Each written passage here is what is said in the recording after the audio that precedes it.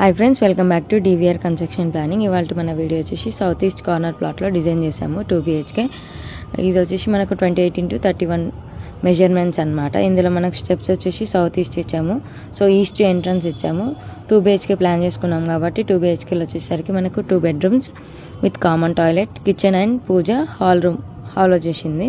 So north and east 2 entrances పెట్టాము. టోటల్గా మనకు స్లాబ్ ఏరియా వచ్చేసి 820 SFT స్లాబ్ ఏరియా వచ్చేసింది. టోటల్గా మనకు 95 స్క్వేర్ యార్డ్స్లో ఈ ప్లాట్ అవుతుంది.